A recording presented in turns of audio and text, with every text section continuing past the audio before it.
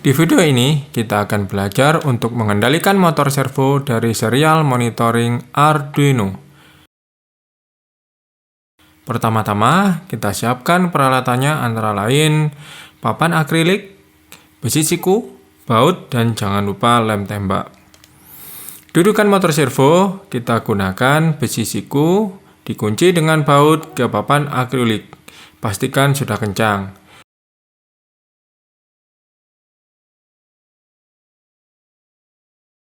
Kemudian, gunakan lem tembak untuk memasang motor servo ke dudukan besi tersebut. Tahan hingga kering. Untuk lengannya, kita gunakan akrilik dan dihubungkan dengan baut dan sedikit lem tembak. Pastikan sudut servo sudah 0 dulu saat lengan dipasang. Namun, nanti jika ada pergeseran, dapat diatur di program. Nah, seperti ini hasilnya.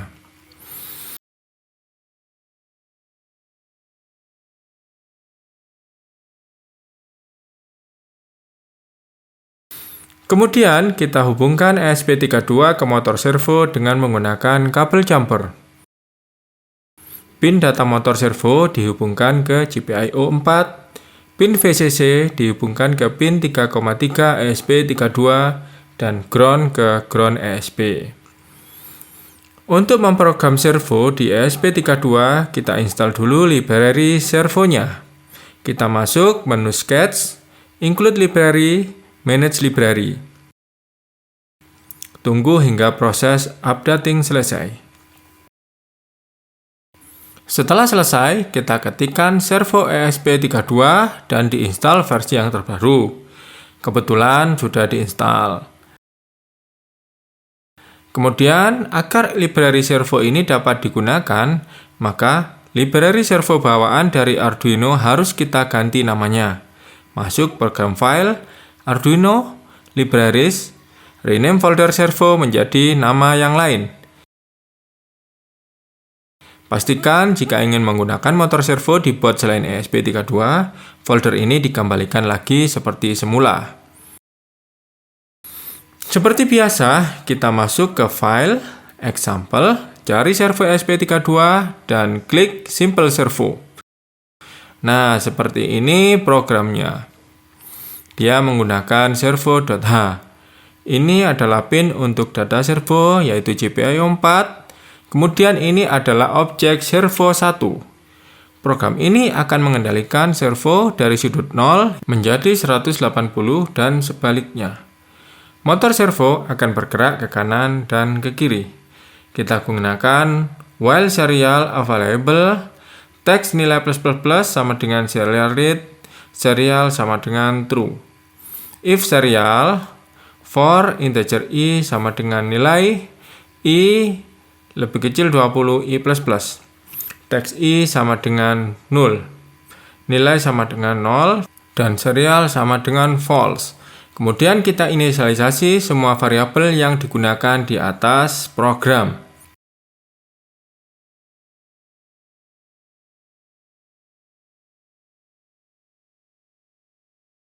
Ketik if sscanf text sudut sama dengan %d pos sudut sama dengan 1.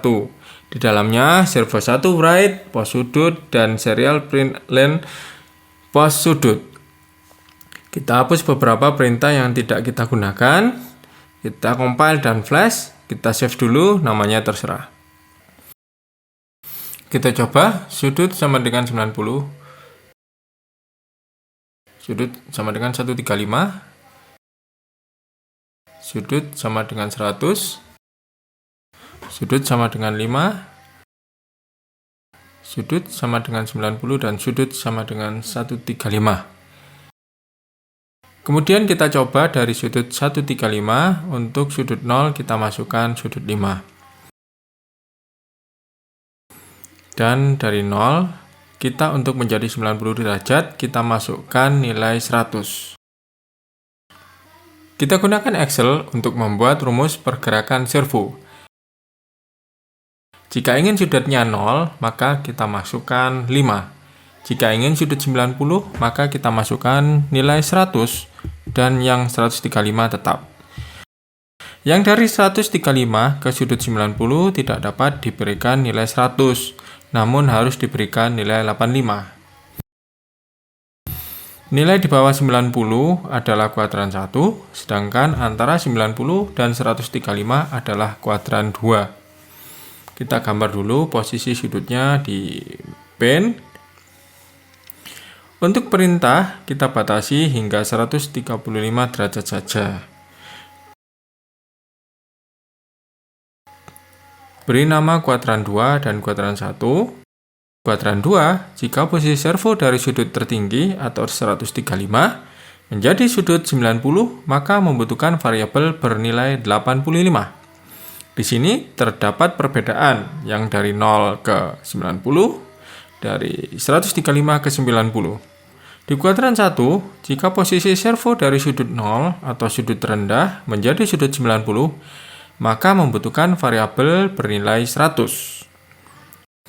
Dari kedua tabel ini dibuatlah sebuah grafik. Tekan menu Insert, pilih grafik scatter. Klik kanan grafiknya dan pilih Trend Line.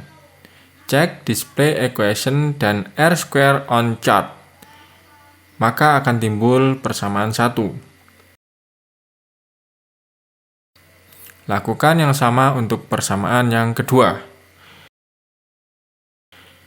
Jadi, untuk mengendalikan servo dari 0 atau dari sudut kecil ke 90 atau dari sudut besar ke kecil langsung membutuhkan persamaan pertama. Untuk mengendalikan servo dari sudut besar 135 ke 90, maka digunakan persamaan kedua.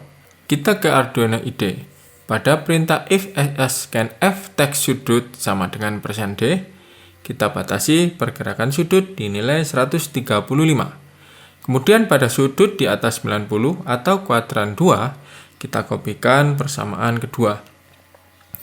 Di kuadran 2 ini, khusus untuk pergerakan dari sudut tinggi ke sudut 90 seperti arsiran warna kuning, digunakan persamaan kedua.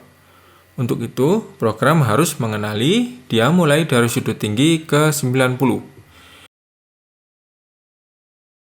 Untuk persamaan pertama, dia dapat digunakan selain dari kondisi khusus di kuadran 2 ini. Kita coba compile, apakah ada kesalahan? Kita betulkan jika ada kesalahan. Titik koma yang lupa. Baik, kita coba.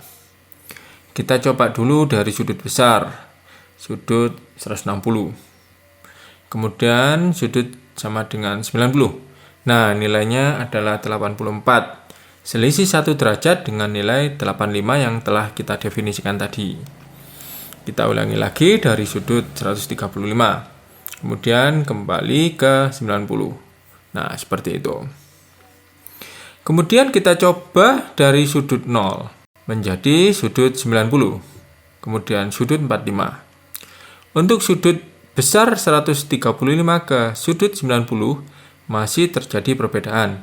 Kita bisa mengubahnya sedikit di persamaan kedua dari minus 15 menjadi minus 14. Nah, begitulah cara untuk mengendalikan servo SG90.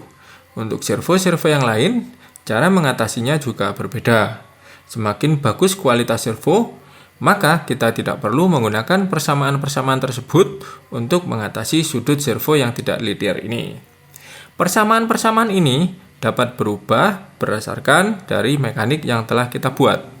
Yang pasti, kita harus bisa memastikan bahwa sudut-sudut itu sesuai dengan yang diinginkan. Baik, mungkin seperti itu. Silakan dicoba. Wassalamualaikum warahmatullahi wabarakatuh.